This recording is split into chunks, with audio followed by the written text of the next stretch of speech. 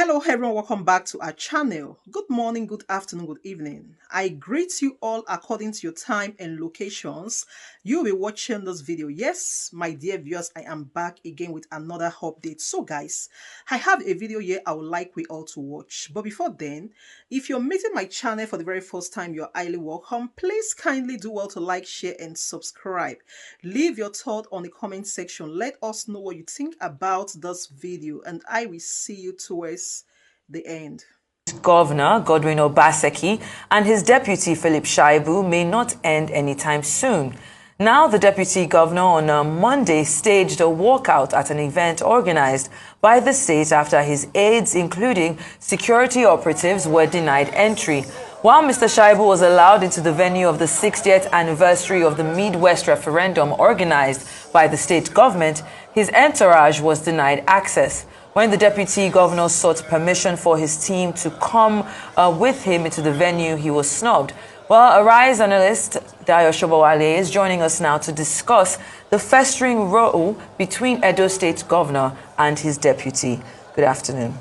Good afternoon. Good afternoon. It's always a pleasure to have you. I mean, Mr. Shobowale, I also just know what you think about this. During the morning show this morning, one of the people that they interviewed said that it was a situation where the media aides had not been cleared. You know, there's a media aide that was supposed to have come directly from the governor's office. And so the situation where they can't just allow most people who come with their media aides, and that was what had happened. He also claimed that the deputy governor, Shaibu, had been away for about 6 weeks, and they were not even expecting him at the referendum. Do you think that this is just playing into the role? This was just an opportunity for, I guess, the deputy governor to push forward this role, this back and forth that has been happening between him and his principal? You see, what you have just narrated is an excuse for barring the deputy governor. But they say pictures don't tell lies. This day of today, you will see the security man standing in between the governor and his wife, and the governor just looking, you know, and the tribe was, so it was a snub. It was a snub. There's no love lost. Then there was another picture that showed the mood in Edo State. Oshiomole hugging the same Obaseki. And you know the story there too. Yes. So it is a case of political friction. It may be official, it may be unofficial, but obviously some personality clash has crept in, and it is difficult for this governor to work harmoniously with his deputy, but they cannot fire him. If it had been in the corporate establishment, I'm sure we have shown him the door. But then it's not as if the whole thing happened in a vacuum. I understand there is a case in court filed by the deputy in July, like court in Abuja, in which is trying to restrain the governor and this, the speaker from carrying out an impeachment against him. That is so version of the case is there. And Shaibu is still deputy secretary. But according to some reports too, the governor said he got wind of a plan by Shaibu to team up with APC, 5 members of the APC, to make 5 members of a faction of the PDP. You get me? To put somebody other than the person the governor wants as speaker. So according to that tale, the governor felt betrayed. But whatever it is a political situation. And left to me, it is not terribly important. You get me? Because, I mean, their tenure is getting to an end. It is as if, there's something called succession jitters.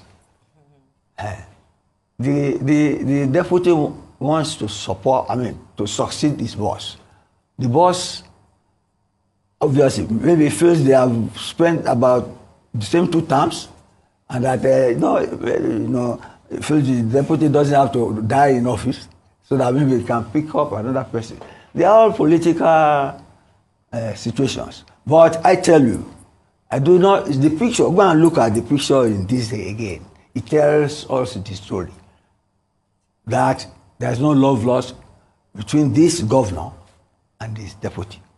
When they look in his eyes, you will see with the wife, they don't want that man around. Then the issue of the press crew, they said they were almost stopped at the gate. Then they managed to get in, and then they came to identify them and told them to go out. Yes, if the friction between them has reached such a state, the governor is flexing his muscle to remove the paraphernalia and perquisites of office from his deputy. So it's a power game. It's a power game. It happens all over the world. It happened during Awolowo Akintola. It happened in Lagos, Tinubu, and the Deputy Akerele. So, and you know, this presidential system gives power to the president and the vice president. Somebody even call them spare tire. You get me? The same thing goes for them. But if personalities do not clash, they should be able to work seamlessly. But obviously, what happened between Oshiomhole and Obaseki is happening between Shuaibu and Obaseki now. So, okay, Mr. Cabal, I mean, yes. I know you're saying it's not too. I don't think you think it's too huge a deal. What's going on between them? But based on this, it says succession jitters. Yes, succession jitters. Shaitan, hope you put dynamics. Oh, I'm already at it. You noted it, right? Okay, but how does this take away? How does this serve as a potential distraction for whatever is left of their tenure in carrying out their duties? Cynthia, it is an extravagant distraction. They should be able to manage themselves in such a way that such friction. Okay, the deputy governor, I said the governor is his brother, that he brought him in, and he can never betray his brother. But that loyalty does not mean one cannot have ambition. So he's not denying what they say his ambition is, but he's entitled to his ambition. And if you have a deputy who follows you, maybe sheepishly, like Pence followed Trump in America and almost got into trouble because he wanted him to overturn the election. I think it's a matter of personal symmetry. If people see eye to eye, if the chemistry is right, yes. But when when ambition comes in, and the deputy wants to succeed the boss without the approbation or consent of the boss, you have this sort of thing. But like you said, it is a distraction. I definitely agree. It's a political drama. Yes, the fact that it's a distraction, because we're not even talking about the take home from the referendum, which was why they were even there in the first place. Now we're focused on what happened there yesterday. But you know, following that, the Edo State government has now disbanded that media crew attached to the office of the deputy governor. Governor Obaseki said that he directed this. He made sure that this happened so that there won't be a repeat of this kind of situation. What kind of situation? Of the media aids being stopped, at this kind of event. But they were stopped. They were stopped. They were. So now he's saying that from now henceforth, outside of disbanding the media crew, that he's also directed that the deputy governor henceforth requests for media coverage of his activities from the Ministry of Communication and Orientation. Do you think that was handled? Is that him putting his best foot forward and saying, so there's no repeat of this? This should be this is the solution to the problem. They are guys. Can't you see that? He's withdrawing his paraphernalia benefits of office. It's like trying to disgrace somebody, or trying him to kowtow, play ball, or life will be miserable for you. It's almost personal now. I say go and look at that picture in this day again now. The picture tells the story that no love lost. Yes. So, whether that is what we need now is a different ball game. Because the occasion, this will happen in church. Oh. Yes. It's happened in church. So it's a personality clash, and it is not expected of people in such high places. It's poor management of political dispute. That's my take.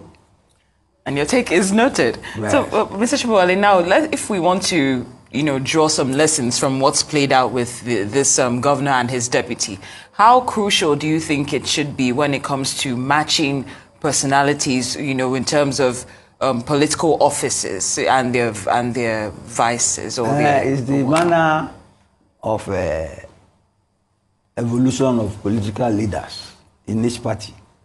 You are always having caucuses. If they decide, the governor did not nominate himself, a caucus will bring him forth. And then another caucus to balance things, as they do geopolitically, even they are in Edo State, the various local governments. Yes. Somebody called it a marriage of convenience between two strange bedfellows. But if they can manage to go along, fair enough. But there have been several instances when they never managed to go along. This is one of such instances. So they need to set the political equation for appointing leaders and governors and deputy governors right. I don't really know how they can do that, if it is based on ethnic arrangement and local government, because you never know the nature of a man, like somebody said, until he gets power. Everybody is innocent and nice until they seize the sword and they do what they like. But to me, it's an avoidable political distraction, and like you rightly said, that taking the shine off the 60 years of Midwest that they are celebrating, and all that. Yes. Talking about the fact that it was avoidable, this is just on a purely, I'll say, human character basis. Do you think that maybe the deputy governor should have handled it differently? He was allowed into the referendum. It was just his media aids, which were not of necessity at the time in his attendance. I said, look at that picture again. He was right in the open church. Look at me. Look at it. There was this SSS man between them and the seated governor. Because I could see the look on the something. So what is there to say? He left finally when his media aides told him that they had been sent out. Of course, he could not wait in the church. That moment. It was outside, and when he heard that, then they say he stormed out. When he did, he was chased out. Is that not the difference between storming out and being chased out? I think everyone should go look at that picture in this day. A picture is worth 1,000 words, and this analysis has been insightful as always. Arise news analyst, Mr. Shibowale, thank you for joining us on Newsday. We appreciate your time.